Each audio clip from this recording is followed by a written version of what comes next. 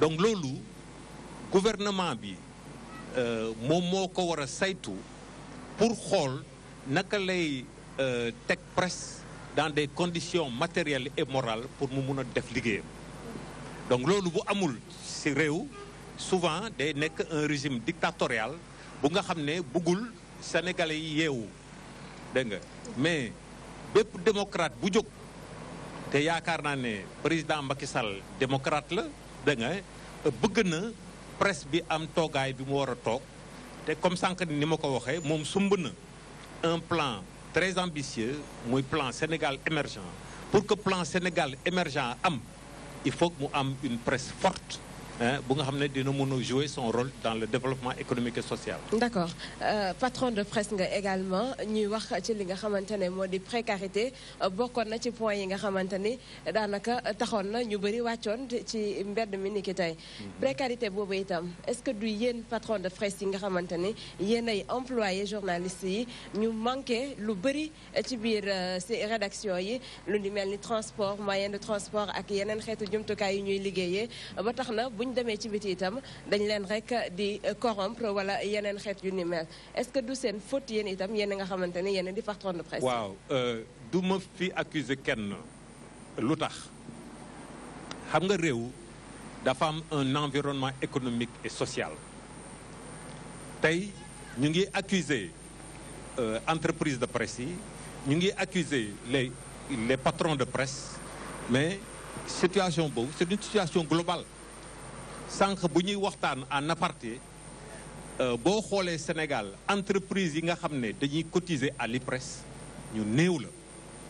entreprise yi nga xam ne dañuy cotiser à la caisse de sécurité sociale lu néew la entreprise yi nga xam ne dañuy jox couverture médicale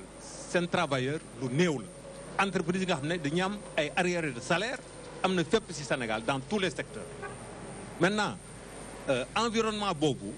dégg nga am na aussi dans la presse duñ ko làq majorité des entreprises de presse situation de quasi faillite la ñu nekk foofu am na ñu nga xam ne ñu ngi dans l'illégalité dégg nga mais am na ñu nga xam ne tamit ñu ngi liggéey normalement léegi état nag mënul tëb rek dégg nga ne damay ñëw raser lépp lu fi nekkoon dégg nga am na ay moyens yi nga xam ne état bi mun na ko développer pour régler le problème d'un secteur aussi névralgique que le secteur que la presse. Mais monsieur Kane dama yaakaar tamit ci genn wàll être en situation de quasi faillite dafa war a mën a tax rek tey ji ba ñu mën a bafouer li nga xam ne mooy dignité les jeunes reporters ba nga xamante ni li war a war du ñoom sax li gën a tuuti sax patron de presse yi mun ñu ko wàccoog moom. non c'est-à-dire que nous sommes dans une république. Nous avons des institutions. mais tey jii yaa ngi wax institution muy fi mais tey jii bu état daloon seen kaw da ngeen di génn rek ni tamit.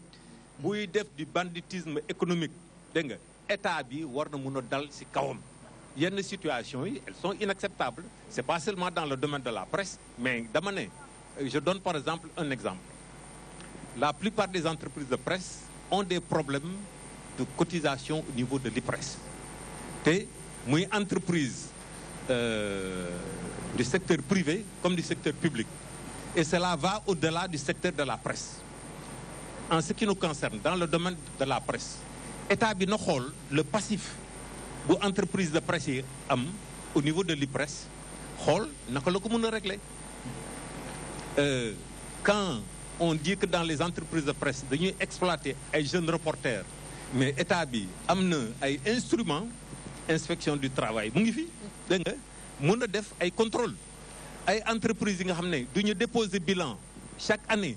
mais état bi war na mën a xool avec le service des impôts naka la ñuy saytu ces entreprises là. donc il faut ce qui voudrait dire en d'autres termes que ni état rôle bi nga xamante moom la joué da cee lajj ci wàllu woowu xam naa ne monsieur Kanouté lañ bëggoon jox kàddu ngeen mu tontu ci loolu. jërëjëf Mansour je crois que Mamadou wax na lu bëri fii. Surtout situation économique entreprise de presse yi je crois que entreprise de presse sooy créer entreprise aussi wala société bu nekk yow sa bopp yaa mën a xool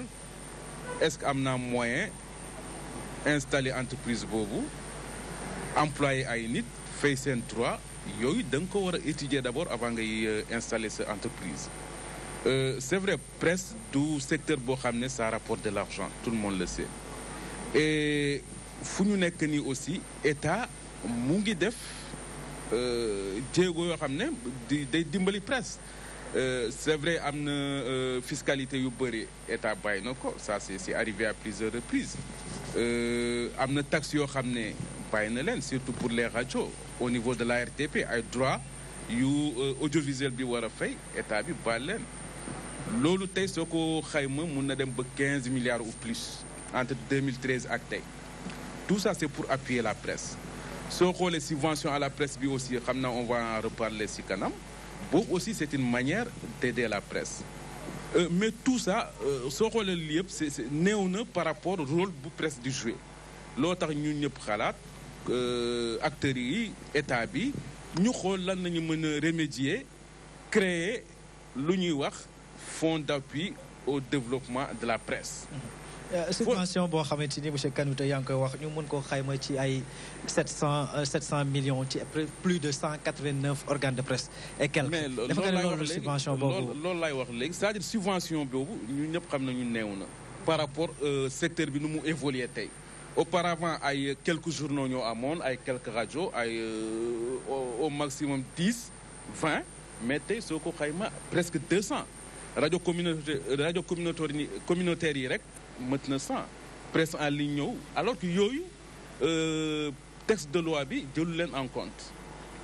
texte de loi 96 bi loo tax léegi ñu ne subvention bi 700 millions yi doyul ñu xalaat beneen possibilité mooy fonds d'appui aux entreprises de presse boobu day nekk du nekk ay 700 millions mais ay milliards lay nekk ñu xool nag la ñuy accompagner entreprises de presse yi que ça soit seen développement ñuy équipé wu ñuy recruter ay journalistes ñu bañ a am problème yu de survie yi quoi yu ñuy vivre tey comme ça ñu am ay solution yoo xam ne da leen di dimbali ñu mën a def liggéey professionnel. former seen journaliste et cetera. est-ce que jotul ñu xoolaat anam bi ñuy joxee xaalis boobu au lieu ñu koy verser directement patron de presse yi wala compte yi ñu xool naka lañ leen di jàppale pour ñëpp mën cee mën a yem également. subvention à la presse benn loi 9604 moo ko encadré. dafa teg ay conditions yoo xam ne conditions yooyu soo ko remplir nga mën a am subvention nga am un certain nombre de. Non, bàyyil ma terminer. Je peux terminer s'il te plaît. doguma la moom peut-être c'est un fonctionnaire. C'est un conseil technique. Non, Mansour, je peux terminer s'il vous plaît. Non, dama commencer rek mën naa la bàyyi nga terminer mais c'est-à-dire que xam nga bu ne nit ki dafa war a jóg rek xool bu fekkee ne am na xaalis bu doy mu créer entreprise dégg nga pour mu mën a def passe ci déedéet. La loi, nous vivons dans une république. Loi moo ne boo créer entreprise da nga war a respecter le code du travail da nga war a respecter la convention collective et bien entendu les règles économiques de ton secteur kenn du la bàyyi noonu rek loolu moo tax sax dans le projet de code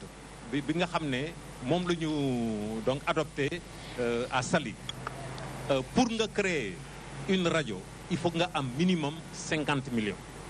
pour nga créer benn télé il faut nga am minimum 500 millions te ba pare pour nga mun a bénéficier statut entreprise de presse il faut que nga am yenn conditions yi nga xam ne remplir nga ko et le ministère de la culture et de la communication mun jox la le statut d'entreprise de presse. C'est-à-dire que doo la bàyyi noonu rek. ñaareel bi xaw ma ndegem dinañ si dellu si wala déet si aide à la presse aide à la presse moom c'est un scandale d'État.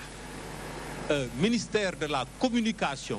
dafay distribuer aide à la presse en violation de la loi. kooku il faut que ñu wax ko. xam nga Kanouté conseil technique au ministère de la culture et de la communication nee na loi 9604 dafa tëral 5 critères yi nga xam ne moom moo tax ñu mun a joxe l'aide à la presse. depuis bu aide à la presse existé ba léegi. amul benn organe bu wàccoog li nga xam ne mooy critères yooyu.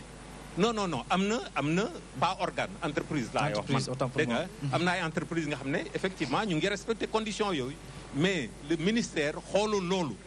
dafay établir sa propre liste selon des critères qui n'existent nulle part moo tax Cour des comptes du man may wax de Cour des comptes dégg nga moo ne ministère de la communication dafay violer la loi. tungu ne du teew ñu nataal yaakaar naa ne loolu monsieur Kanouté war na ca mën a tontu balaa ñuy jox kàddu gi parce qu'il faut ñu def tamit dernier tour de table. xam nga bon lu ma bëgg mooy ñu bañ a daggante c'est-à-dire su ma commencé di wax ma mën a expliquer fu ma war a dem quoi. lu mu wax léegi foofu laa bëggoon dem bi ma waxee par exemple subvention à la presse bi loi 96/04 moo ko encadré ak critères yoo xam ne définir na ko dañu période boobu journaux yu amoon wala organes yu amoon bëriwul woon quelques organes moo amoon et puis période boobu nuróowul ak tey parce que loi boobu loi 96/04 jëlul en compte presse en ligne jëlul en compte rajo communautaire yi alors que yooyu pratiquement ñoo gën a bëri sax presse traditionnelle bi léegi on est allé jusqu'à un mois boo xam ne am na organes yu bëri sax remplir uñu critères yi mais avant ñuy commencer sax di distribuer di bàyyi loi bi mais c'était benn comité dafa am comité boo xam ne acteurs yi ñu ngi si woon patron de presse yi journalistes yi ñëpp toog critères yi kenn mënutu ko respecter léegi nañu xool dégager yeneen critères yoo xam ne mun nañu joxe subvention bi pour bañ a bàyyi presse bi ak difficulté yi entre-temps aussi ñu xalaat code de la presse bi dinañu ko teel a voter comme ça ñu changer carrément de paramètres ñu bàyyi subvention à la presse bi dem si fonds d'appui bi. ci wàllu la presse bi nga xamante ne moom junduñu ko ak ñàkk respecté bi nga xamante ne am na ci mu joxañ baraamu tuuma yéen waa ministère bi. foofu laay dem xam nga ña tey président génn na wax na subvention bi non ministre moo njëkk a génn ministre Mbagnick Ndiaye mu ne rapport Cour des comptes bu mu jot rapport boobu moom lay appliquer à la lettre du joxe subvention bi mais lu nekk dégg nañu ko. patron de presse yi lu nekk la ñu wax il faut ñu distribuer aide bi il faut ñu distribuer ko ñu bëree jóg di dox sax ci présidence de la république pour ñu distribuer aide à la presse bi ministre nee na moom critères bi la la appliqué dafa yàgg finalement ñu décider ñu xool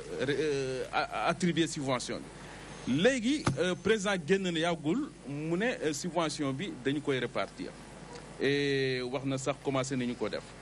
mais boobu ba léegi man je fais partie comité boo xam ne je suis chargé de cette subvention mais chaque jour ay patron de presse ñoo xam ne suñu génnee dañuy wax il faut ñu respecter loi bi ñoom ñooy woote chaque jour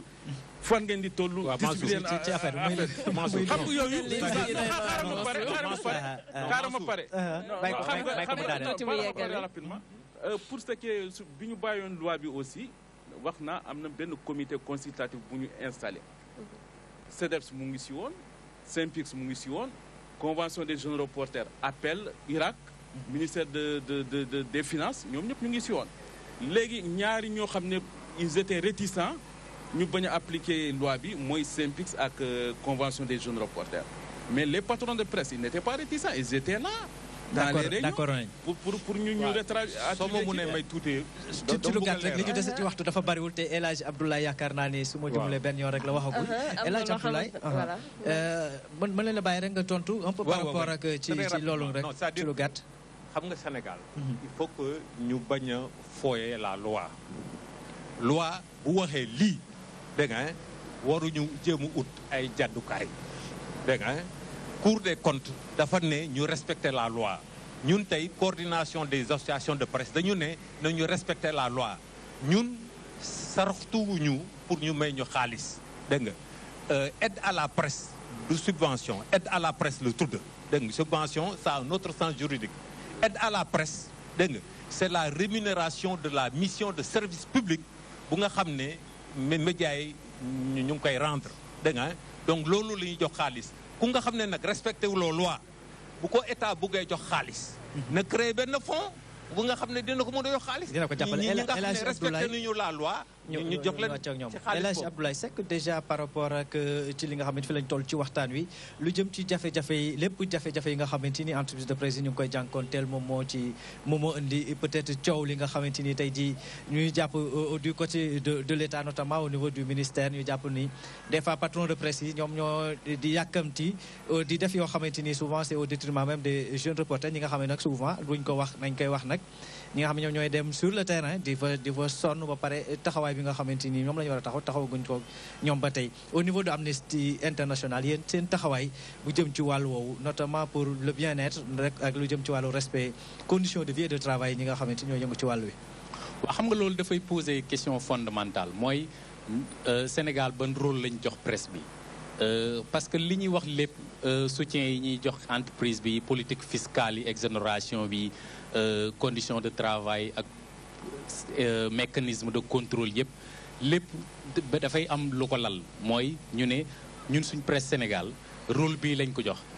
am na gaa loo xam ne nii ñëpp d'accord nañ ci mooy mission de service public bi nga xam ne nii presse publique ak presse privée ñu ngi koy doxal mais bu rombee loolu ci suñ construction démocratie construction citoyenne ban rôle lañ joxe presse bi parce que loolu moom mooy organiser lépp loo xam ne ni mun nañ leen ko defal ci facilité mun nañ leen ko également teg ci contrôle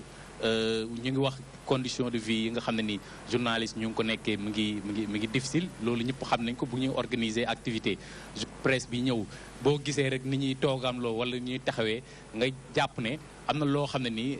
daanaka ñu ngi koy xaar te loolu nekkul loo xam ne ni dafay valoriser métier bi bon ñu ngi koy aaye ñu ngi naan bu leen joxeeti paas mais bu fekkee dañ ne bu leen jox journaliste yi paas te rédaction yi nga xam ne nii fa la ñuy jógee ñoom duñu leen jox loo xam ne ni mun nañ ko ñëwee également liggéey ak dans de bonnes conditions loolu dafay indi coolu affaire code de la aide à la presse bi nag moom yaakaar naa à part ministre Guirassy beneen ministre bu ñëw publié wul loolu gëj nañ gis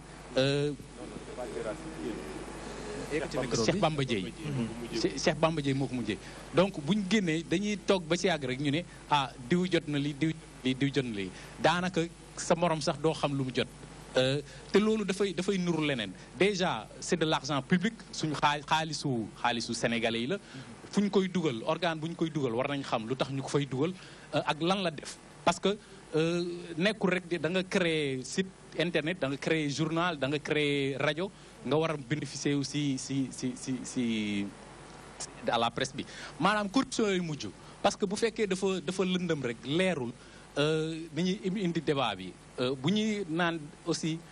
presse aide à la presse bi dootuñ ko distribuer il faut ñu wax lu tax duñ ko distribuer parce que mënuñ ne amul benn organe boo xam ne nii respecté na ko nañ organes yi nga xam ne nii respecté nañ ko nañ leen jox ñi nga xam ne nii respecté wuñ leen ñu bañ leen jox bu boobaa duñ créer complot yooyu noonu parce que li ñuy wax ci aide de la presse bi ñiy wootee ci suuf ak def déclaration publique loolu également la ñuy wax ci code de la presse bi ne patron yi d'accord nañ ci kaw d'accord nañ waaye ci suuf également d'accord loolu yëpp li ngay indi mooy manque information bi te loolu li may jeexalee mooy la loi sur l'accès à l'information loolu dañ ci war a taxaw je pense que bu ñu voté code de la presse xaw ma ndax dugg na CMD ndax pàcc yëpp dugg na si mais Sénégalais yi dañu war a am droit à l'information muy information publique ni nga xam ne nii réew mi noonu lay doxee nan la ñuy jëlee xaalis bi nan lañ koy utiliser kan lañ koy jox bu ñu àggee si loolu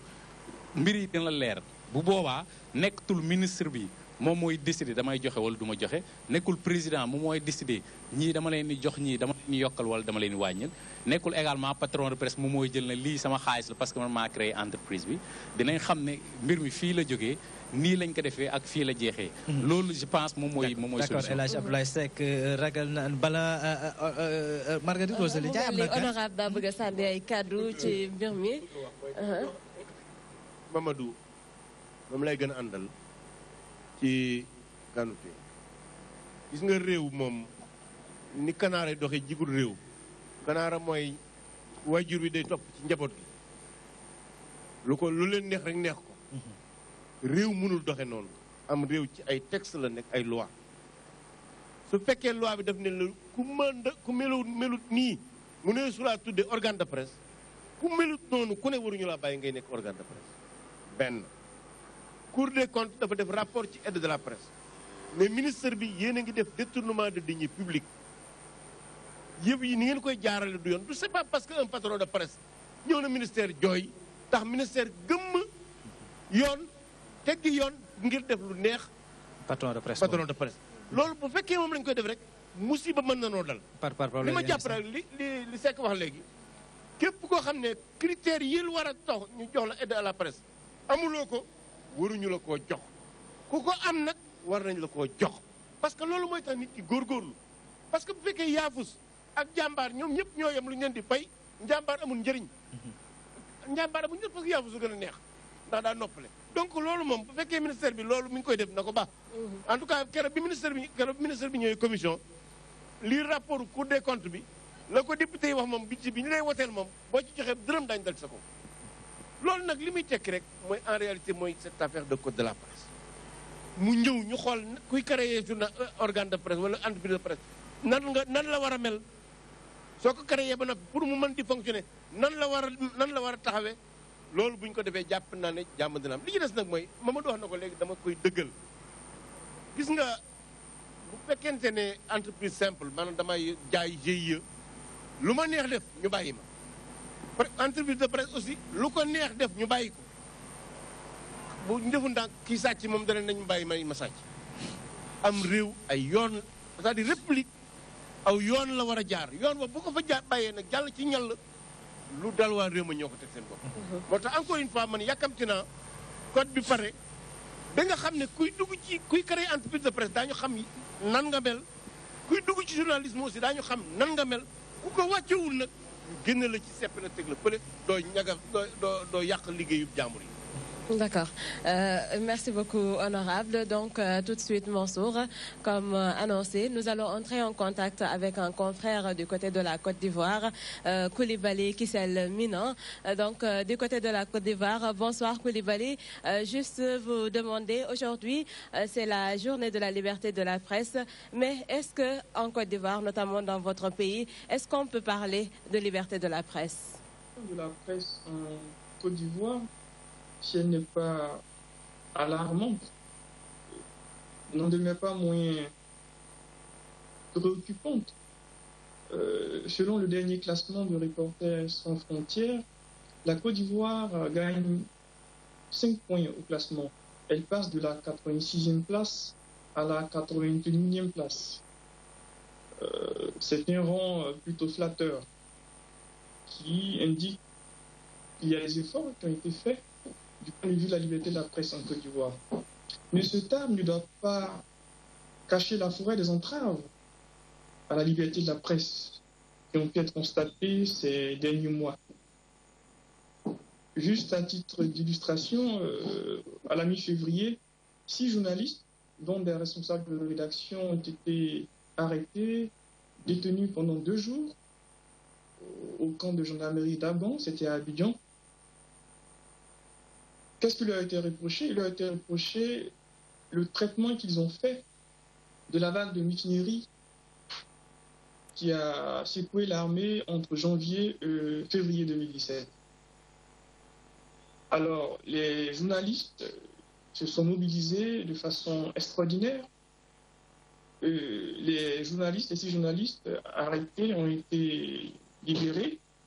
Ils ont certes été libérés, mais ils sont sous le coup de procédures judiciaires. Ils ont été inculpés pour divulgation de fausses informations, pour atteinte à la sûreté de l'État, à la défense. Alors, c'est pour nous une situation tout à fait ubuesque, une situation inacceptable.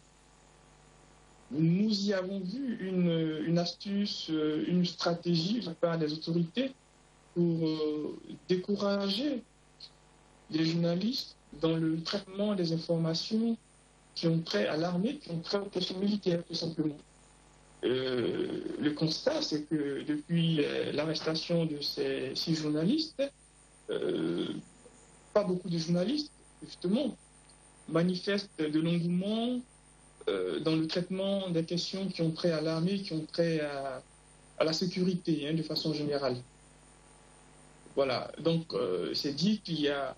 des efforts, beaucoup d'efforts à faire encore à ce niveau. La liberté, la Journée mondiale de la liberté de la presse est célébrée dans un contexte où une nouvelle loi sur le régime juridique de la presse sera examinée par les députés à l'Assemblée nationale dès ce vendredi. Cette loi, selon les informations qui nous reviennent, si elle était adoptée, pas abroger, supprimer la dépénalisation des délits de presse. Si tel était le cas, il s'agirait d'un recul. Il s'agirait d'un recul tout simplement parce que la loi de 2004, qui est en vigueur aujourd'hui, dépénalise les délits de presse. C'est-à-dire qu'un journaliste, la loi en préparation, elle prévoit des peines d'emprisonnement allant de 1 an à 5 ans pour des fautes professionnelles. Donc, nous estimons que si cette loi était adoptée et votée en l'état, cela acterait un recul tout à fait regrettable au niveau de la liberté de la presse en Côte d'Ivoire. Autre point sur la situation, les conditions générales des journalistes. Ces conditions se sont certes améliorées, notablement ces dernières années, avec une revalorisation du salaire des journalistes, avec des conditions de travail réévaluées, révalorisées. Mais il y a encore ici aussi beaucoup à faire. La situation particulière des journalistes travaillant dans les radios de proximité est particulièrement inquiétante. Ils travaillent dans un dénuement total, ils sont pratiquement sans salaire. Voilà, ce sont autant de situations qui nous interpellent en cette journée de célébration de la liberté mondiale de la presse. Voilà, merci donc à vous, Coulibaly Kissel Minan. Lui, c'est un confrère qui se trouve en Côte d'Ivoire. Donc, vous avez entendu ce qu'il vient de dire. Juste ñu tënk ko ci wolof rek wax na lu jëm ci wàllu loi boo xamante ne ñoom ñu ngi koy waaj a wote yóbbu nañ ko ci Assemblée nationale mu ñeel code mën nañ ko jàppee mu nekk code de la presse foofu ci seen dëkk. Mais ci boobule code ñoom wàllu dépénalisation nga xam ni mooy cooli fii ñoom dafa mel ni est-ce que dépassé nañ ko depuis 2004 ndax kenn waxatu ko loolu waxatuñu sax waxu ko depuis 2004 et plus honorable ñu def ko une pierre deux coups rek ndax li ñu dese ci waxtu il faut ñu def dernier tour de table ñoom dépassé nañ ko depuis 2004 ñoom bu ñu xoolee ci recensement bu mujj li nga xamante ni moom mooy bu Reporters sans frontières ñoom ñu ngi jógee de la 86e à la 81e place ñun ci dernier recensement bu kii boobu nga xamante ni mooy bu Reporters sans frontières ñu jógee ci li nga xamante ni de la 65e ñëw ci 58e place ñu mel ni ñun jot nañ fa jël 7 places yoo xamante jot nañ ko gagné mais ci wàllu woowu déprisonnalisation bi ngeen di wax nar moo delloo ñaari tànk ci ginnaaw. Mansour nga ni yàlla wuuteeg yaal yi nga la Sénégal wuuteeg Côte d'Ivoire ci mbirum liberté de presse dañuy méngale yu tolloo Côte d'Ivoire amul DTV mu toog ci place de l'indépendance di def émission télévision privée amu fa rajo privé amu fa di leen tollale yu tolloo di leen méngale ñu tolloo mbagg Sénégal du moroom Côte d'Ivoire ci mbàllum liberté de presse maintenant boo xewee li am Sénégal toxul Côte d'Ivoire toxul Mansour jël say bagage nga dem. non mbir mi du doo gis télévision privée boo liggéeyee. doo gis télévision rajo privée boo liggéeyee. ñoom dépassé nañu déprisonnalisation télévision fa am. benn bi dañuy fecc benn bi bu ñu joxe information journal télévisé lay doon. kon nañuy tollale ak ku ñu doon moroomam naam ñun am nañ histoire am na fu ñu jaar ba ak fii. Sénégal buy méngale boppam ci wàllu presse man jàpp naa ne ñun ñu war a naw loolu xëy na mooy ay France États-Unis parce que loolu suñu histoire réew moo indi loolu. France moom dépassé na lu ñu bari ndax foofu média détaillé gis nañ taxawaay bi nga xam ne si dañ koy def waaye fii moom dépassé wuñu kenn gis nga man jàpp naa ne qualité journaliste bi maandu gi am ci journaliste Sénégal amul ci maandu journaliste français bis bu yàlla sàkk lu ñu bind ma lire ko bu ñuy wax ma di leen xool di leen déglu jàpp naa ne amul lu ngeen leen di xeeb ci wàllu qualité professionnelle bi maintenant li ci des nag mooy am na naam problème mu délit de presse déprisonnalisation moi je crois que boobu dépassé nañ ko amoon na coow ba mu bloqué loi bi lu baax rek a ci nekk loolu rek moo ci lëndamoon dindi nañ ko bu ñu ko watee ba noppi nag bu ëllëg demee laajee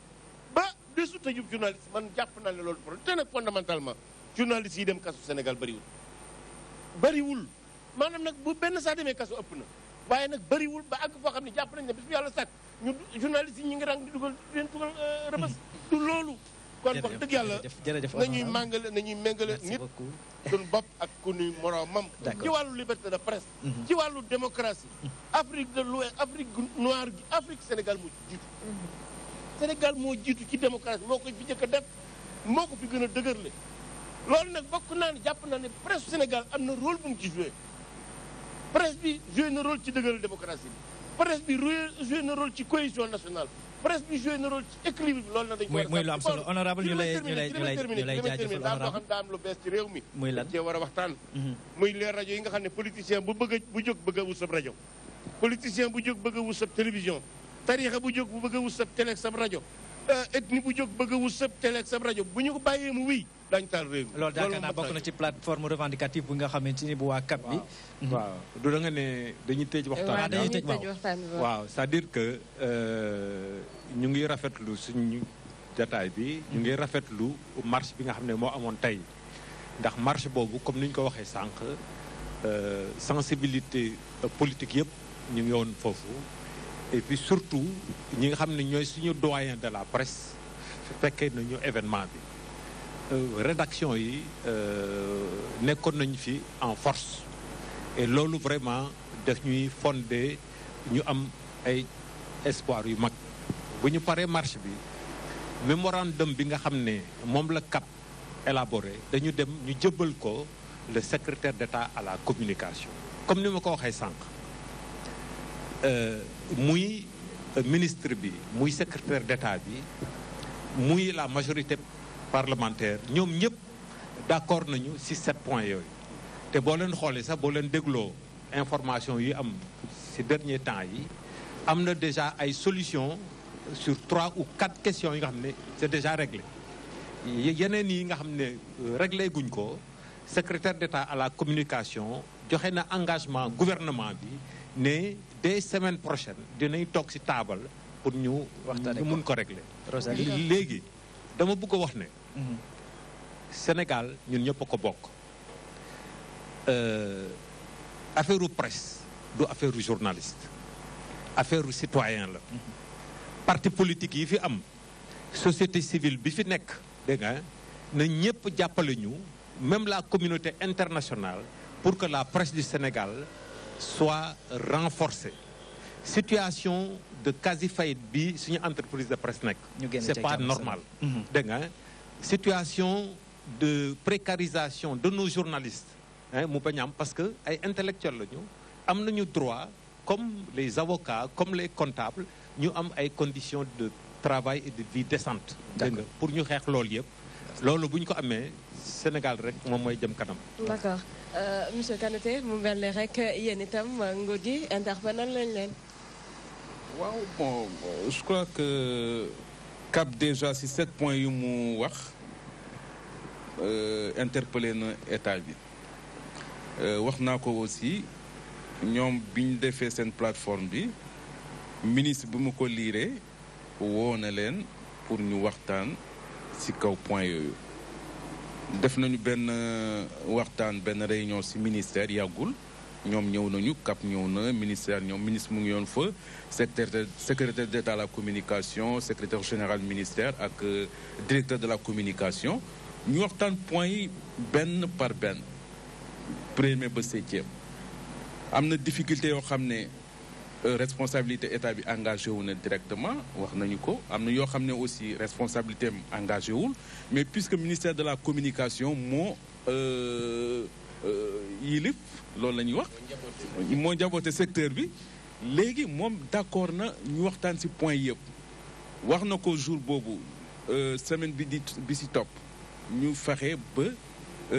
installer benn comité boo xam ne day nekk comité permanent entre acteurs yi ak ministère ñuy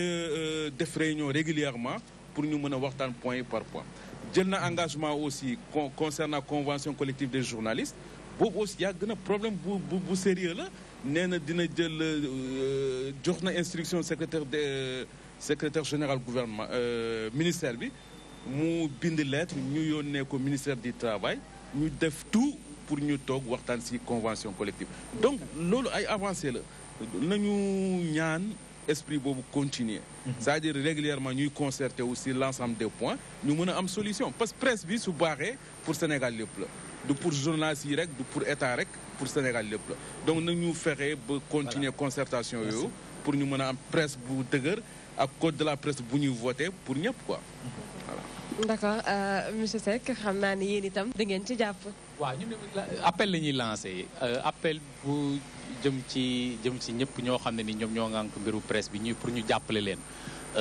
parce que moom mooy tax journalistes yi mun conscience seen rôle ñu ngi koy wax léegi rôle conscientisation rôle citoyenneté ci formation élu peuple bi loolu dafa am solo mais pour loolu am il faut ñëpp jàpp ci il faut ñu créer benn environnement boo xam ne nii nit ñi dinañ bëgg a nekk journaliste taxaw ci parce que bu fekkee nii la continuer aussi journaliste baax dinañ jóge ci journalisme bi dem ci leneen parce que aussi dëkkuwaay ni ndëkkee dafay am solo état bi aussi règle yi nga xam ne nii am na ñu appliquer ko en attendant ñuy dem ci nouveau code bi député yi am nañ ci wàll mais surtout citoyens yi parce que affaire presse moom nekkul affaire journaliste affaire sénégalais yépp la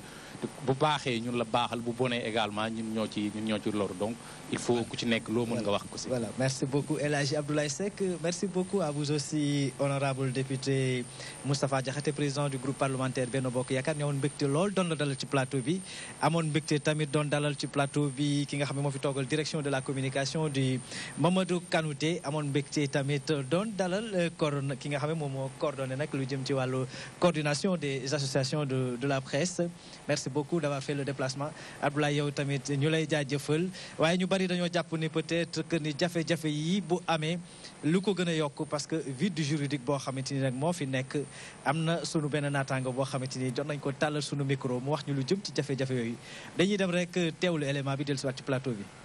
Il y a un vide juridique depuis maintenant plusieurs années et même plus d'une décennie. La carte de presse n'est plus attribuée par la Commission nationale d'attribution de la carte de presse. Ça, c'est un vide qui relève de la responsabilité de l'État. Et tant que cette carte de presse-là ne sera pas réinstituée, tout le monde peut s'inventer une petite carte de presse et donc aller dans des manifestations, dire je suis journaliste. En réalité, la loi 96-04 qui tient lieu de code de la presse actuellement, donc loi qui est toujours en vigueur, c'est une loi qui est dépassée. Il y avait depuis 2009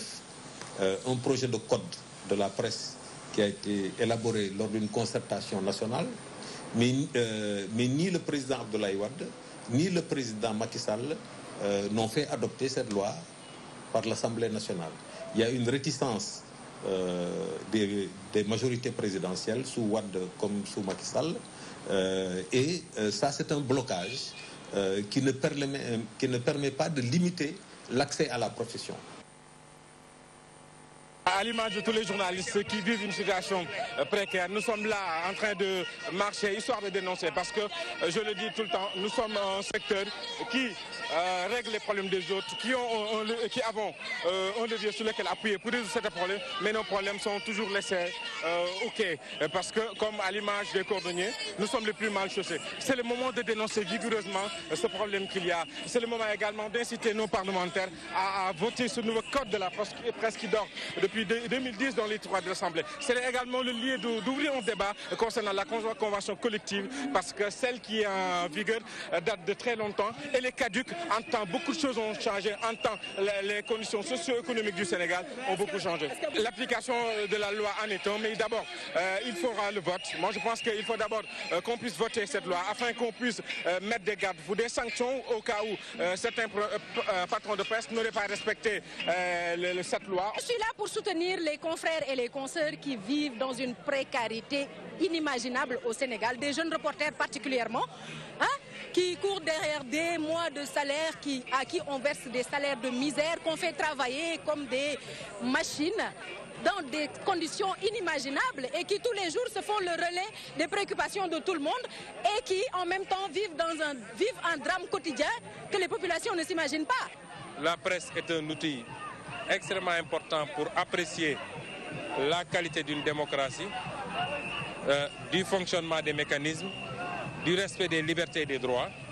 Et cet organe, il est bon qu'il soit sauvegardé, qu'il soit bien protégé,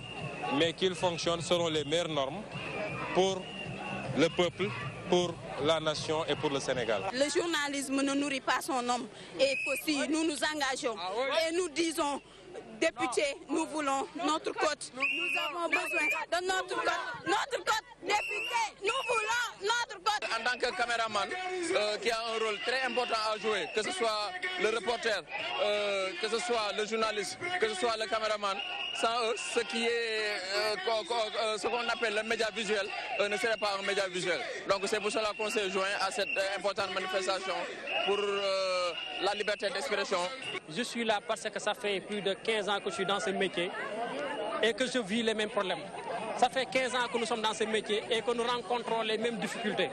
Ça fait 15 ans que je suis dans ce métier et que je constate que c'est le même code de la presse qui nous est appliqué. Ça fait plus de 15 ans que nous sommes là et je constate que c'est la même précarité dans les rédactions. Ce sont les mêmes difficultés de conditions de travail et que c'est le moment où jamais que ça cesse. Je voudrais d'abord rendre hommage à la presse de mon pays pour l'excellent travail que vous êtes en train de faire en ce jour qui est dédié à la liberté de presse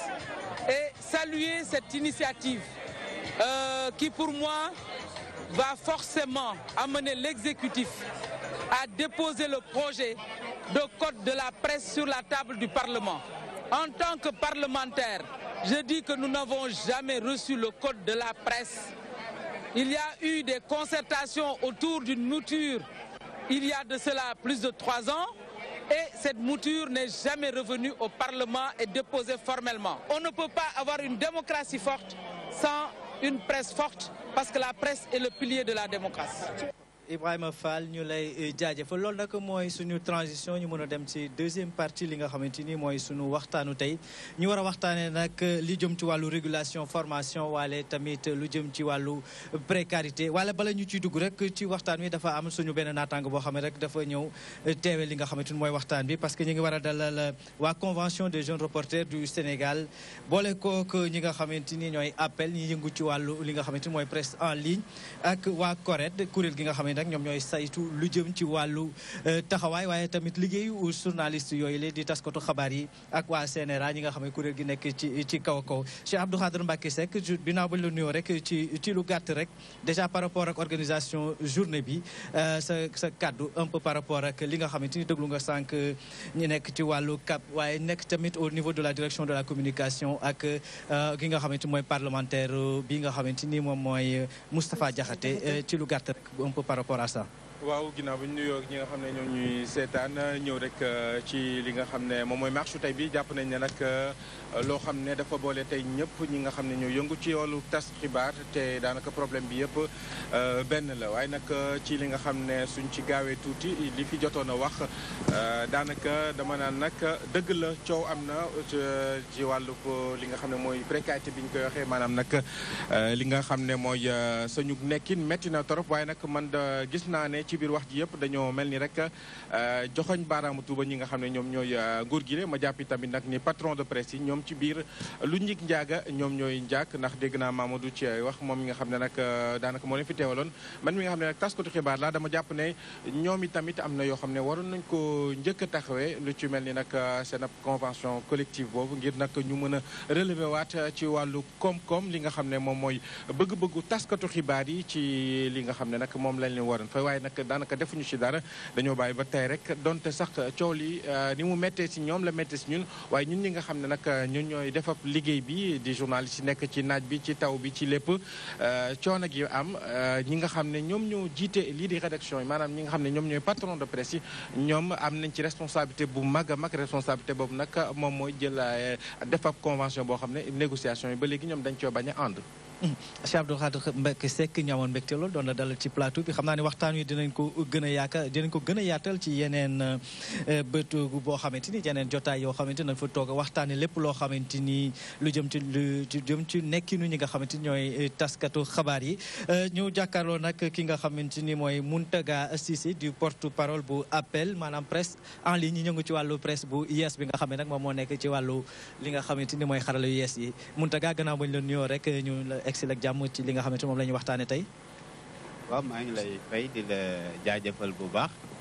Mansour ak Rosalie di jaajëfal ñi nga xamante ne que ñooy samay naataangoo ak ñi ma fi jiitu woon. di rafetlu tey li xew ndax journée mondiale de la liberté de la presse ñi ko doon amale at mu jot Sénégal anam bu wuute waaye ren gis ngeen ni ñu ko doxalee ndax kenn umpalewul ne presse bi ci Sénégal am na ay jafe-jafe te tey marche bi ñu doxal wane na ko ndax li ñuy ñaxtu ñëpp teg nañ seen i gët waaye fësal ko ba mu gën a leer doon na si doon baax te jàpp naa ne tey ci loolu lañ doon yëngu. ba tey rek bu ñu waxee ci ñaareelu pàcc bi nga xam ne si lañ nekk bëgg a mettre accent bi ci wàllu formation ci wàllu régulation ba tax na nag ñu nekk ak ñi nga xamante ne ñoo di waa CORED Matar Sall nuyu nañ la daanaka tey sonal nañ la yàggal nañ la fi waaye nag waxtaan bee ko laaj il fallait que yéen itam nga xamante ni yéen a féete ci CNRA ngeen teew fi déglu ngeen sànq ni débat bi demee. yéen it am ngeen seen mot à dire ci biir li nga xamante ne noonu la presse bi di demee rawatina ci wàllu régulation bi. voilà ñu ngi lay nuyu ñu ngi lay fay du moins Rosalie di nuyu sëñ Mansour di nuyu ñu bokkal plateau bi yëpp effectivement comme ni nga waxee xaar bi yàgg na mais nag wax dëgg yàlla méttiwul ci ñun parce que li ñuy wax lu ñu ñor la te it njëriñu askan bi yëpp la. Peut-être commencer par féliciter leen ci plateau bi ngeen organisé parce que quand même vraiment vous méritez des félicitations parce que guddi na ensuite ngeen jël tous les moyens n'est-ce pas donc ñëw def en direct benn plateau pendant 2 heures ou 3 heures donc kooku foog ñu féliciter leen ci secteur presse donc dafa nekk lu am solo ci réew donc moo tax wax dëgg yàlla suñ demee ba journée boo xam ne déjee nañ ko lu mel nii aussi presse mérité na am ko ci cadre boobu aussi liggéeyam foog ñi xoolaat ko waxtaan ci effectivement jafe-jafe yi muy am ak nan la ñuy fexe ba trouver ci solution xam naa yooyu dinañ ci dellu si waat incha allah. dinañ ci dellu si waat CORED isam ñu ngi fi Mamadou Thior teewal fi waa CORED Thior waxtaanu sànq plateau bu njëkk bi naka nga ko gisee ak lan nga ci jot a jàpp.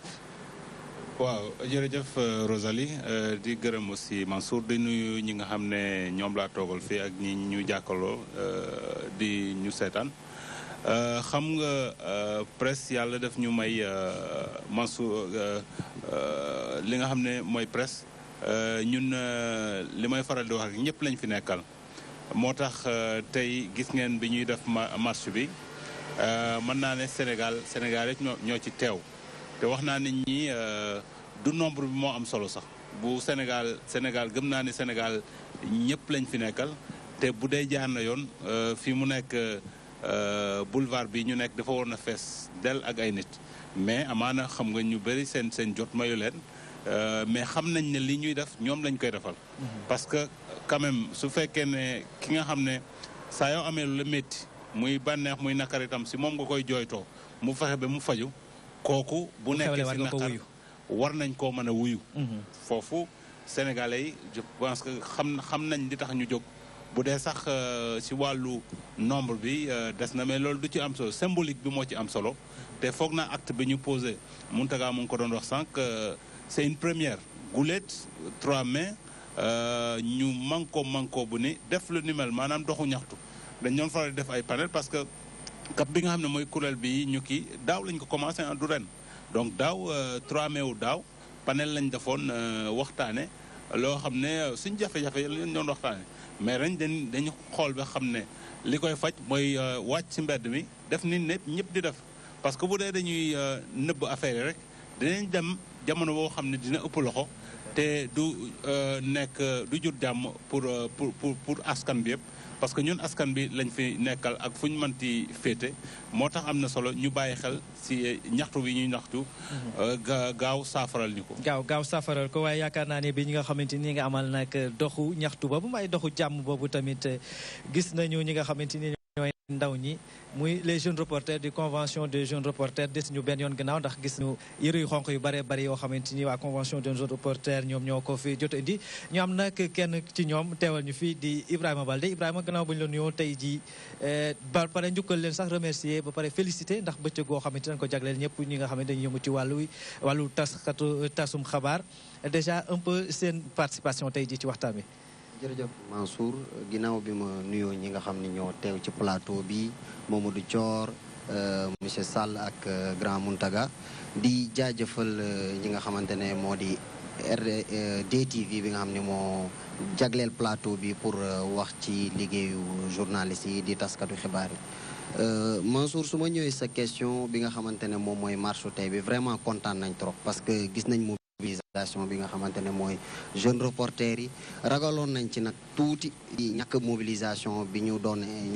ragal waaye tey bi nga xamante ne ni tey gis nañu place de l'Obélisque nu mu feesee ci ay morceaux yu xonk ay t-shirt convention des jeunes reporters distribué fi ay t-shirt pour ñi nga xamante ne mooy jeunes reporters yi vraiment c'est un sentiment de satisfaction aujourd'hui qui nous anime wante di wax ni taxawaay boobu noonu jeunes reporters yi tey taxawee ci marche de presse bi warul bert kenn parce que tey entreprise yi ñi nga xamante ne ñoom ñooy ndaw ñi ci entreprise bi ñoom ñi nga xamante ne ñoo yenu liggéey bi yëpp wante tey sonn nañ ñu ngi ci benn précarité boo xamante ne vraiment jéggi na doye donc tey mobilisation bi nii yaakaar naa ne du mobilisation patron de presse yi du mobilisation état mais mobilisation jeune reporter yi nga xamante ne ñoo ñëwoon doxu ñaxtu wax li nga xamante ne moom la ñuy jànkonteel jafe-jafe yi ñuy jànkonteel ci seen wàllu liggéey donc loolu ñu leen ci félicité di leen di encouragé wax li leen nag combat bi mu ngi doog a commencé parce que ñun ñu ngi toog aujourd'hui di mobiliser toutes les énergies pour que ñi nga xamante ne mooy jeune reporter yi tey nekk ci condition yu acceptable te li ma ci bëgg a yokk si wàllu mobilisation bi du Dakar rek ah bu ngeen seetaanee télé yi mbala ngeen déglu rajo yi partout au Sénégal dans toutes les capitales régionales am na ay correspondants yu fa jóge ñëw def nañ mbir mi ni mu waree niñ leen ko santé woon parce que loolu man maa ko doon coordonné donc à l'exception de Fatick et de Kaolack toutes les autres régions, les gens ont organisé soit des marches, soit des sittings et ont remis des mémorandums. Ça veut dire que les ñuy def ñëpp gis nañ ci seen bopp parce que aussi bu fekkee ne wéet nañ ci je pense que loolu duñ ci egg mais loolu la ñu war a rafetlu y a un élan boo xam ne de solidarité au sein de la corporation boo buñ mës a gis parce que dafa jafe nga dajale journaliste souvent boo wootee ku nekk il est dans son petit coin avec ses intérêts crypto-personnels mais pour la première fois ñëpp xam ne lii ñuy def ñoom lañ koy defal ñun ñëpp ñoo ci war a gis suñ bopp. mbirum tasum xabaar nag bu ñu ci duggee léegi ñu jàpp ne ci jamono ji moom mi ngi nuxee ci wet gu nekk li ko indi nag du lenn lu dul ñi nga xamante ni mooy xeetu presse bu yees boo xamante ni moo ñëw yokku ci ñu koy wax presse en ligne yow ngay seen porte-parole Mountaga Cissé tey ji régulation la ñuy wax wàllum régulation maanaam càmbar tolluwaayu li nga xamante ni mooy méccum tasum xabaar waaye tamit rawatina nag ci entreprise yi koy def presse en ligne bi ñëw yokku ci mais mel ni yokku na ci xar mi karaw. waaw dëgg la comme ni nga ko waxee mais xam nga métier presse ñi ko jàng xam nañ ne activité presse du soppeeku maanaam ki nga xam ne dafay jàng wàllu journalisme tas xibaar peut-être ni mu koy appliquer support bi mooy changé comme mu nekk rajo wala mu nekk télé wala mu nekk presse écrite wala mu nekk sur internet mais ni muy tasee xibaar bi du soppeeku léegi nag internet li tax mu xaw a mel ne lu jaxasoo mooy du ñëpp ñi siy yëngatu ñoo jàng métier tas xibaar ndax internet dafa am ñaari pàcc dafa am ki nga xamante ne que moom mooy journaliste moom moo jàng tas xibaar di ko jàllale ak ki nga xamante ne que moom mooy technicien bi ñu koy wax le webmaster wala l'administrateur moom mooy def liggéeyu mooy jàppale journaliste pour mu dugal xibaar bi sur internet mais dañuy gis malheureusement dafa am ay support en ligne yu bare yoo xamante ni que benn bi dafay manqué maanaam ni ñu war a jëlee xibaar bi saytu ko seetantal ko soo koy jàllale dafay du demee noonu wala am koo xam ne moom li ko tax a jóg mooy wut xaalis maanaam moom c'est un businessman li ko tax a jóg moom dafa bëgg gaaw def site internet am publicité am audience daal di jàll ci leneen léegi nag loolu moo tax ba wàllu régulation boobu nga wax mu am ci solo te actuellement code de la presse bi nekk en vigueur ñi koy wax code 9604 su ma juumulee code boobu bi ñu koy taxawal internet agsiwul woon fi mu agsi léegi ba jëlu ko woon en compte suffisamment même si xam nañ ne am na ci yenn partie yoo xamante ne comme wàllu tas xibaar la ñuy wax dañuy généraliser waaye ñun suñu wàll waa presse en ligne association des professionnels de la presse en ligne dañoo defoon ay proposition ba dugal ko ci actuel projet de code de la presse moo tax suñu xeex bokk na ci moo tax bi CAP boolee ñu seen biir ñu bokk ci biir CAP bi suñu xeex bokk na ci li gën a dëgg mooy code de la presse bi bu ñu ko dugalee lépp loo xamante ni que dérive la ndax da ngeen di gis saa su ne ñiy jàllale ay dérive ci internet bi du ma ne dina jeex ndax xam naa dina jafe mais dina ko wàññi bu baax a baax.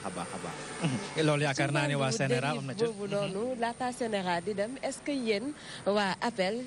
jotul yéen seen jëmu bopp ngeen commencé defal seen bopp campagne d'abord pour xeex dérive yi nga xamante ne dañ koy faral di noter ndax bu ñu gisee drame image yi internet la jëm lépp loo xamante ne duñ ko gis ñi nekk extérieur di ko def fii nii dañ koy def te lépp yéen la ñi nga xamante ne ñoo nekk ci presse en ligne bi. loolu am na ñaari jéego yu ñu ciy def benn bi mooy dañu am commission éthique et déontologie nga xam ne ñun suñu biir dañuy waxtaan bu ñu gisee benn site internet mu bokk appel wala mu bañ fa bokk ñu dugal ci loo xamante ne que ñaawteef la dañuy interpeller directement borom site bi ne ko lii ak lii bëgg nañ nga dindi ka yenn saa ñi gis mu nangu daal di koy dindi wala internautes yi ci seen bopp signalé ko maanaam contacter ñu soit mu contacter association wala mu contacter borom site bi ne que nangamkat bëgg nañu nga dindi ko su boobaa dina ko dindi mais malheureusement dafa am limite dem nañ sax ba dugal ci waa correct ndax saa su ne dañuy faral di suñu jéemee mu të comme correct organe autorégulation la buñ ko interpellé ñoom bu ñuy defee seen daje def ay délibération wax ne site internet sàngamkat teg nañ ko daan sàngam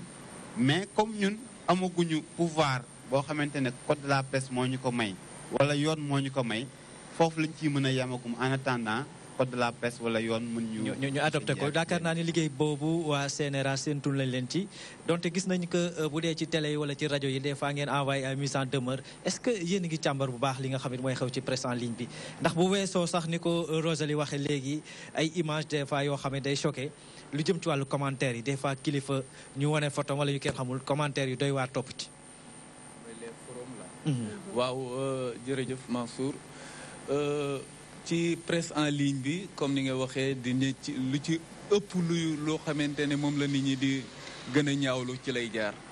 donc ci cadre boobu wax dëgg yàlla ñëpp constaté nañ ko comme ni ko Mountaga waxee aussi presse en ligne ba léegi nii réglementé wuñu woon vraiment activité bi boobu donc loi 9604 moo amoon boobu internet développé wul nii presse en ligne développé wul nii léegi nag ci cadre boobu effectivement code de la presse bi prendre na ko en compte bon parce que ci la ñuy wax yaakaar nañ ne bu ñu ko adopté dina assainir mais que aussi préciser que pour l'instant aussi presse en ligne bokkul ci loo xamante ne nii CNRA dina ko réguler donc CNRA pour l'instant donc c'est les radios et les télévisions foofu lay réguler ci cadre boobu effectivement donc comme ni ñu waxee il y a des initiatives ci presse en ligne bi je pense que même Mountaga am na lu mu fàtte jotoon ñoom à leur niveau defoon nañ sax des séminaires yoo xamante ne ñu ngi doon wax régulation presse en ligne n'est-ce pas donc ils ont pris des initiatives donc ci pour améliorer travail bi aussi ci accompagnement wu acteurs yëpp parce que Corée da nga ci woon donc man maa ngi ci woon aussi ci liggéey bi ci loolu aussi peut-être juste montrer que presse yi boobu dafa gën a fës mais dérive yi aussi day am ci yëpp donc day am ci rajo yi day am ci télévision yi donc ci cadre boobu aussi régulation foog mu jouer rôle bi n'est-ce pas, tout comme autorégulation. Donc ci cadre moo tax kon panel bi aussi am na solo. ndax yéen a ngi jouer seen rôle ci nu mu waree yéen waa CNRA bu ñu gisee ni bëri na quand même ay dérives yoo xam ne dañ koy noté mais li ci ëpp da ngeen di envoyer li ñuy faral di gis bokk moo di rek mise en demeure yi ngeen di envoyer mais suivi bi est-ce que am na réellement. Voilà, merci Rosalie, comme ni nga ko waxee heureusement vous avez dit ci li ñuy faral di gis donc CNRA. Parce que d'abord damay commencer pour wane ne première mission soo xoolee loi bi créé CNRA dañ ne day veiller ci la liberté de presse et d'expression. Donc pour éviter nit ñi yaakaar ne CNRA donc pour sanctionner rek la fi nekkee te ci cadre boobu nag liberté bi dafa war a jaar ci yoon aussi ci liggéey boo xamante ne bu mucc ayib la su fekkente ne loolu amul CNRA day intervenir. Donc pour wane ne donc liggéey bi maanaam sa tant que mu ngi am rëq-rëq ñun dañuy intéressé. ci cadre boobu CNRA mu ngi jël ay initiatives yu am solo yoo xamante ne nii pour amener responsable yi ñi gën a xam lan mooy seen liggéey pas plus tard que deux mois am na 3 ateliers yoo xam ne ñu ngi ko organiser par exemple am na yu boo xamante ne récemment def nañ ko ak les directeurs de programme ci télévision yi di leen rappeler lan la ñu war a def ak lan mooy cahier des charges lan moo nekk ci convention yi donc ci cadre boobu effectivement li ci bëri ñoom xamuñu woon ñàkk xam bari na ci donc ce qui fait que effectivement formation sensibilisation bi aussi am na ci solo ci CNRA aussi loolu mu ngi ciy liggéey aussi ci protection de la petite enfance donc di def ay ateliers di gën a sensibiliser nit ñi parce que comme ni ñu waxee liberté de la presse la ñuy wax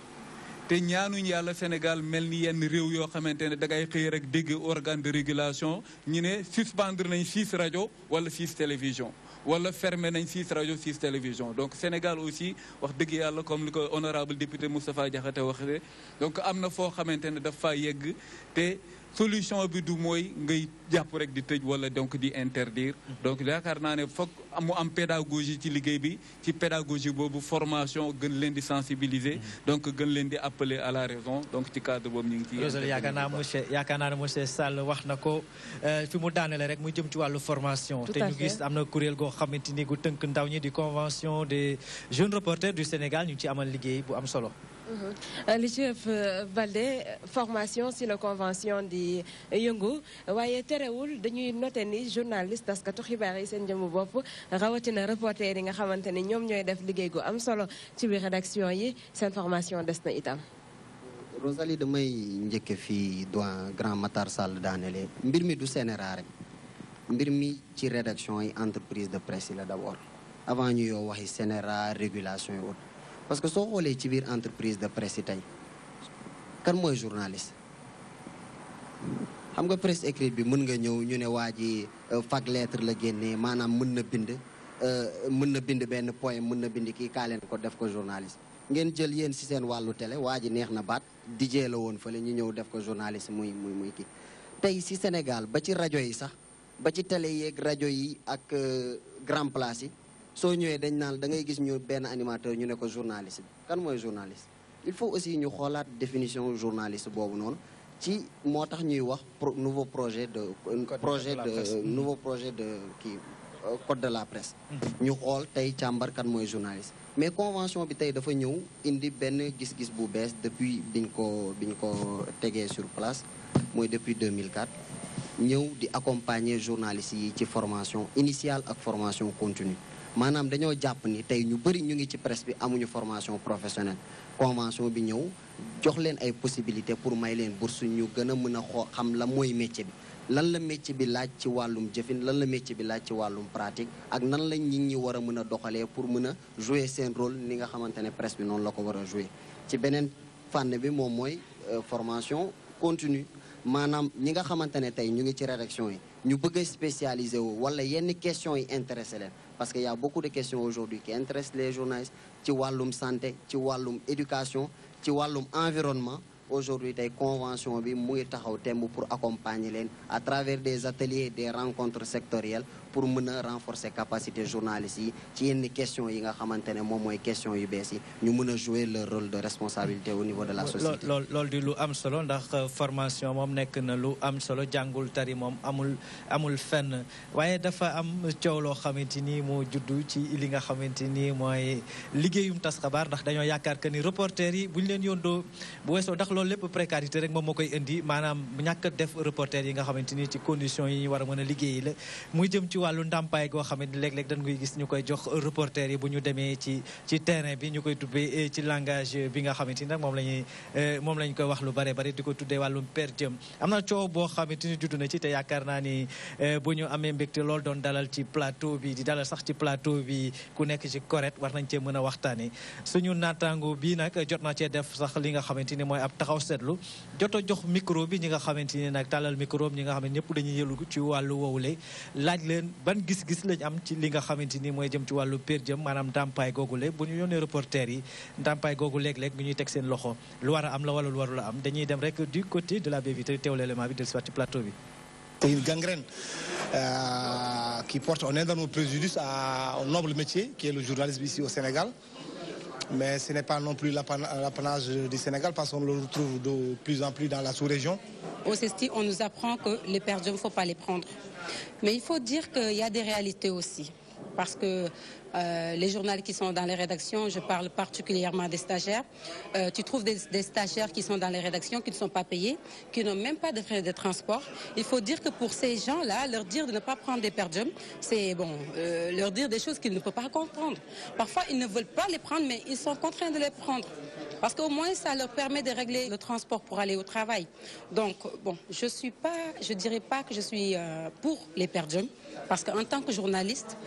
c'est pas bien. C'est quelque chose qu'il ne faut pas prendre, c'est ce qu'on nous apprend et c'est ce qui est logique. Mais les réalités obligent les jeunes journalistes à prendre cet argent-là. La responsabilité, c'est surtout au niveau des patrons de presse. Ils doivent penser aux stagiaires. Ils doivent savoir que bon, tout le monde a des besoins. Tout le monde a besoin d'argent. Même si on est stagiaire, on a des besoins qu'il faut régler. Donc, la moindre des choses, c'est de donner le transport. Si on ne peut pas donner un salaire, mais de donner un transport. Sinon, il y aura toujours le per diem. Quand vous organisez une rencontre, vous avez un organe de presse. Pour qu'il vienne, il faut qu'il y ait au moins de déplacement. Moi, j'organise. Je travaille avec les ONG.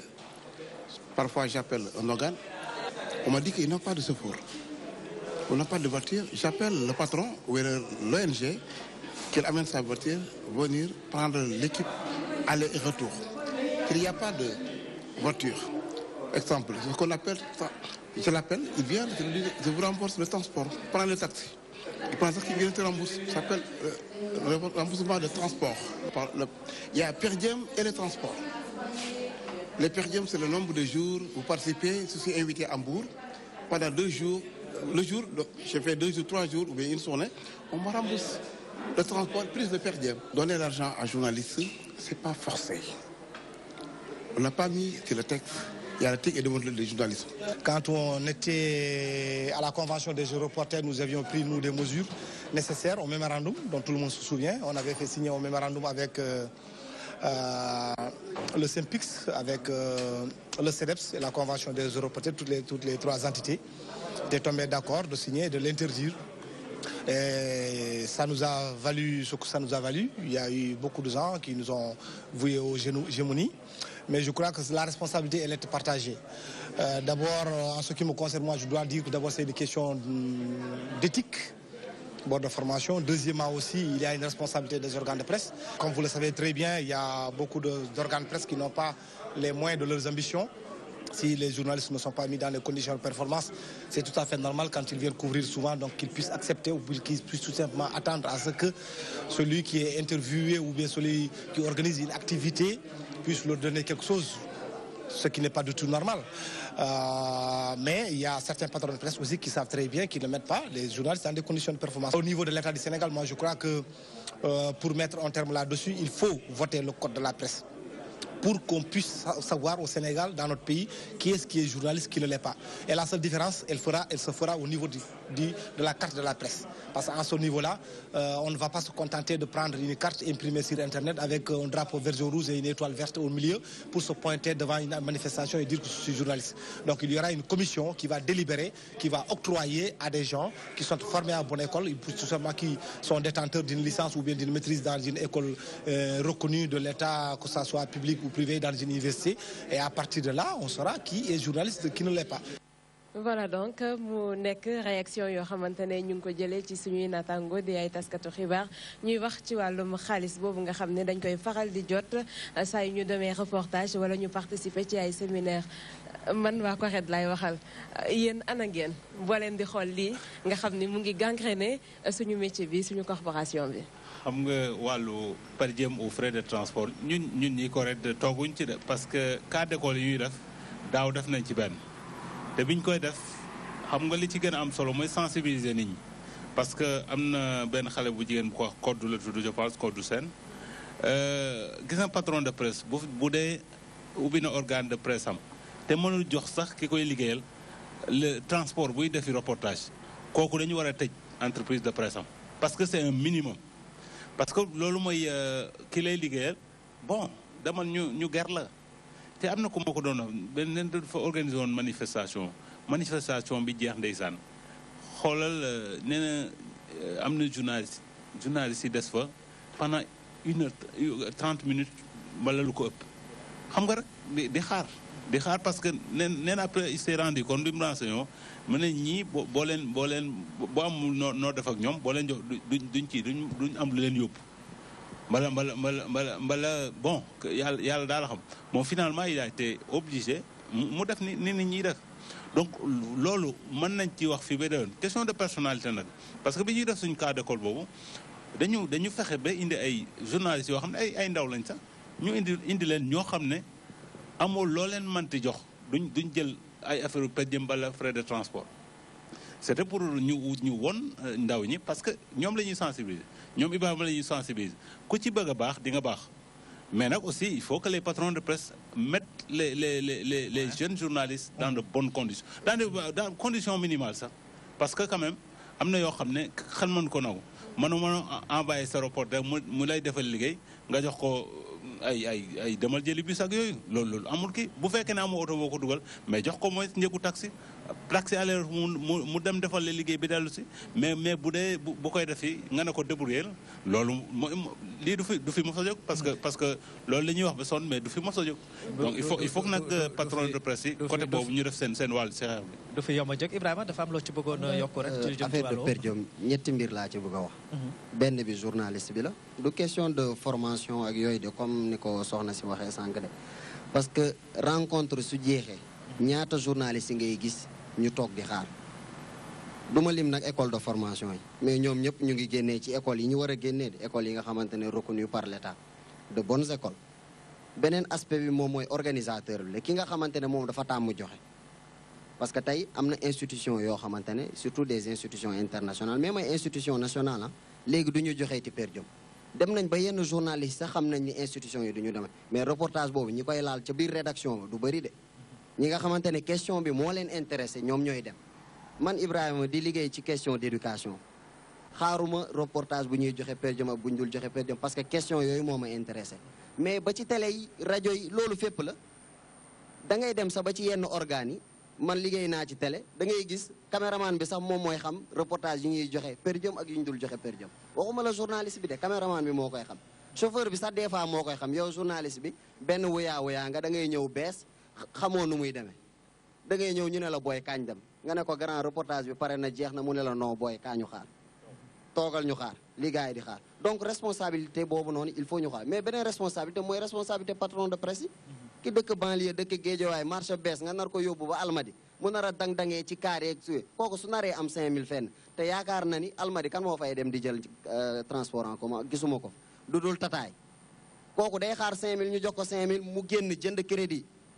1000 francs dugal ci poosam xool nan lay jéem a lijjantee beneen journée donc précarité bi donc ñett aspect yooyu noonu yaakaar naa moom mooy favoriser li nga xamante ne moom mooy remboursement te Mansour nga jéggal ma per diem la wala remboursement de transport su fekkee journalistes yi ñu ne per diem la su fekkee ñeneen ñi nga xamante ne ñu ngi rang ci yenn institutions yi wala palais yi ñoo nga xamante ne ay journalistes yu mag lañ kon loolu nan lañ koy tuddee donc foofu war nañ ci mën a xool per diem la ñuy jot non per diem sax am na mën nañ ko nangu si yenn conditions yi parce que bu dee séminaire résidentiel dañ koy def bu dee dañ la convier à une réflexion nga war a vraiment réfléchir truc ñu yóbbu la hôtel ak yooyu per diem yooyu dans ces conditions là mën nañ accepter per diem mais frais de transport yi aussi gars yi dañuy def distinguo mais li ma ci bëggoon a yokk pour daaneel xam nga aussi organisateurs yi y a une forme de prédation boo xam ne qui ne dit pas son nom parce que am na organisateurs yoo xam ne léegi ñooñu dañ ci am seen beurre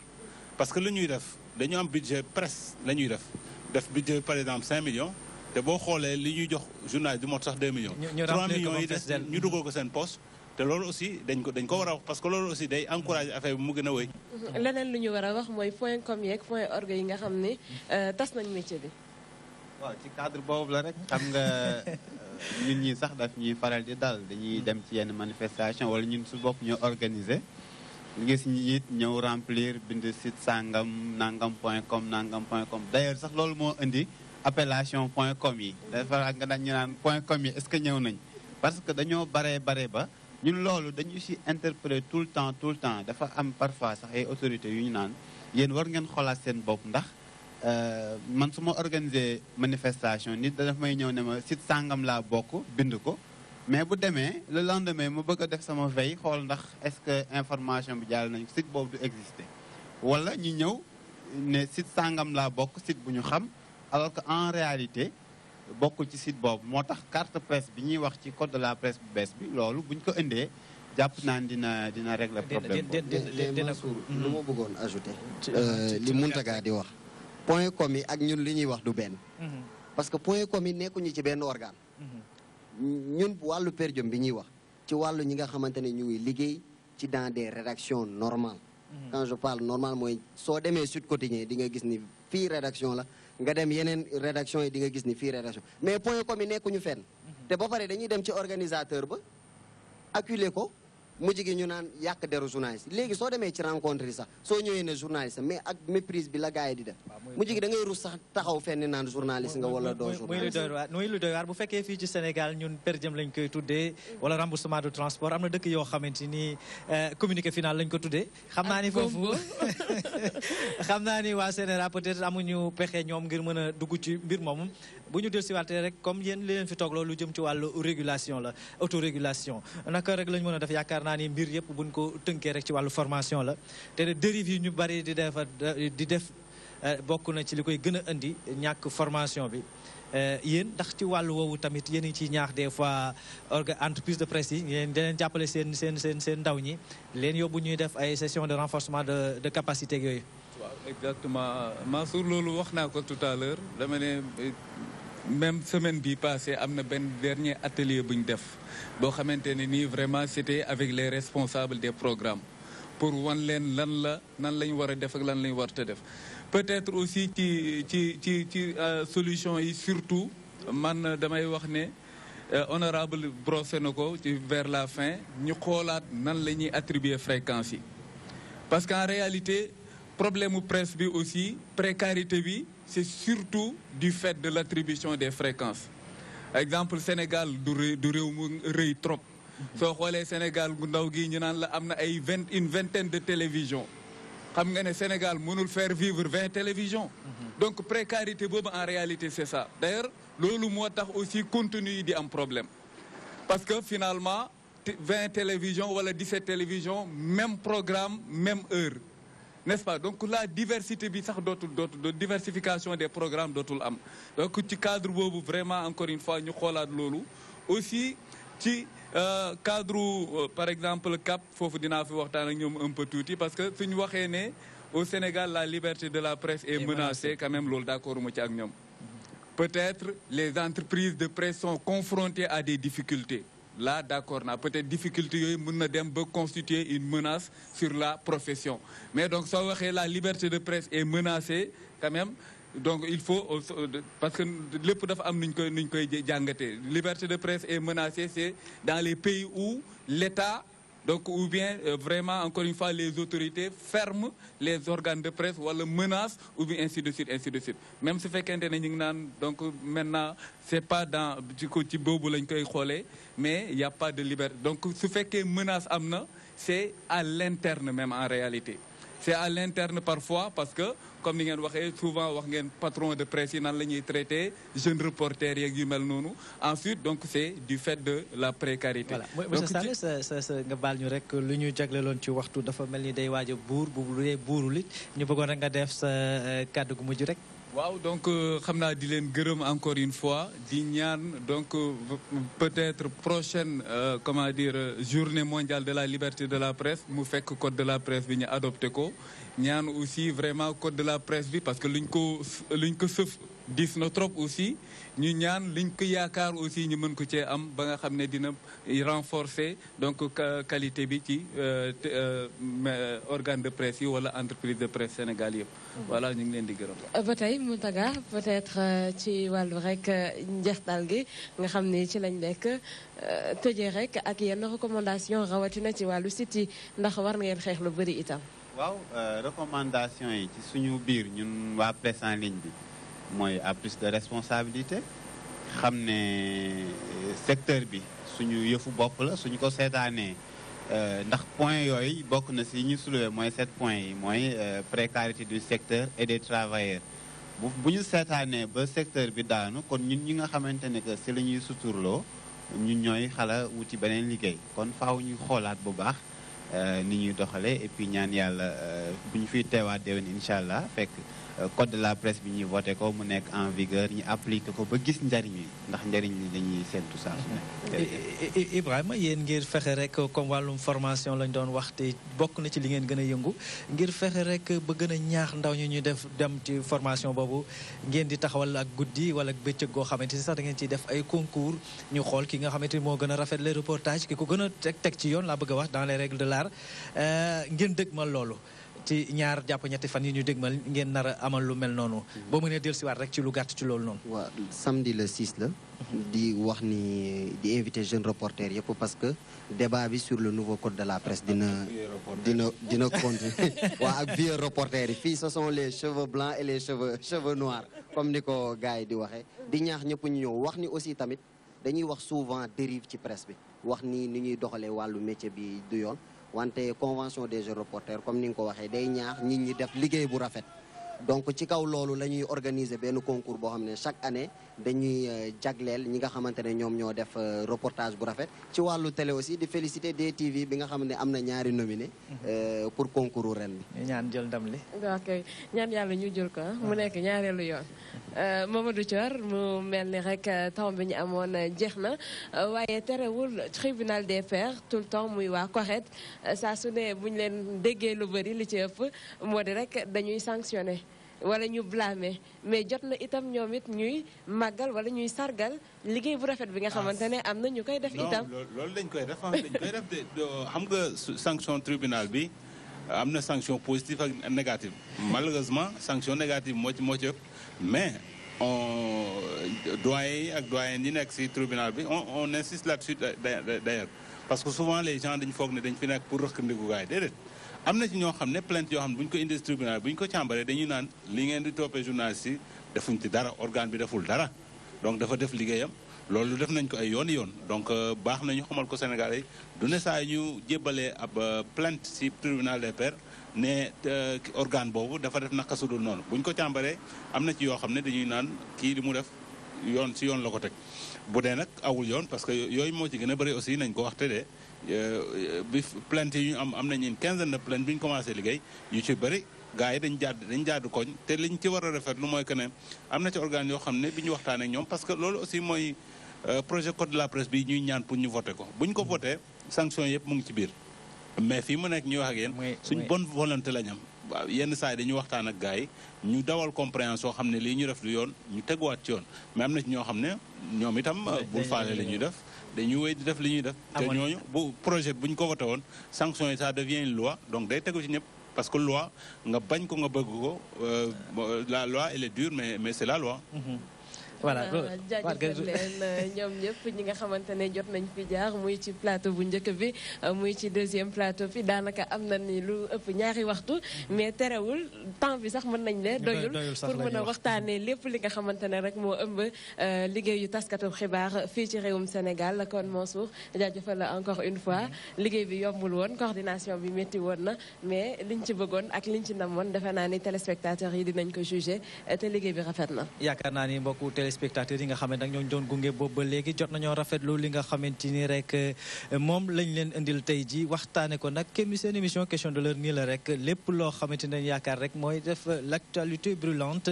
de l'heure dañuy toog rek waxtaane ko ngir lépp loo xamante rek dafay jëmale Sénégal ci kanam ñu amoon mbégte nag lool doon dalal ci plateau bi suñu deuxième plateau bi Ibrahima Baldé bokk ci convention des jeunes reporters du Sénégal Ibrahima jaajëfal nañ la lool. amoon nañu mbégte tamit doon dalal Mountaga Cissé di porte-parole bu appel maanaam ñi nga xam ne ñoo yëngu ci wàllu presse en ligne bi Mountaga jaajëfal nañ la lool. ñu amoon mbégte doon dalal Matar Sall bu nekk ci CNRA Matar ñu ngi lay jaajëfal. amoon mbégte tamit doon dalal lool amoon mbégte doon dalal ki nga xamante ni mooy Mamadou Thior bokk ci tribunal des pairs du CORED jaajëfal nañ la lool. ñu ngi lay gërëm la sant Mansour ak Marie Rosalie. ci li ko jiitu amoon nañu fi nag Mamadou Ibra Kane bi nga xamante ni mooy coordonnateur bu CAP ñi nga xamante ni ñoom tey jii ñoo initié woon lu jëm ci wàllu marche bi nga xamante ni yaakaar nañu Sénégalais yu bari jot nañu cee ñëw sax indi ci seen li nga xamante ni mooy seen partition. daloo lañ fi tamit Mamadou Kanouté bu direction de la Amadou Kanouté bu direction de la communication honorable député Moustapha Diakhaté di président du groupe parlementaire Benno Bokk Yaakaar ak El Hadji Abdoulaye Seck bu Amnesty International. yaakaar nañ ni li leen indiloon tey ji ñor na leen te bëgg ngeen ci lool mention spéciale équipe technique bi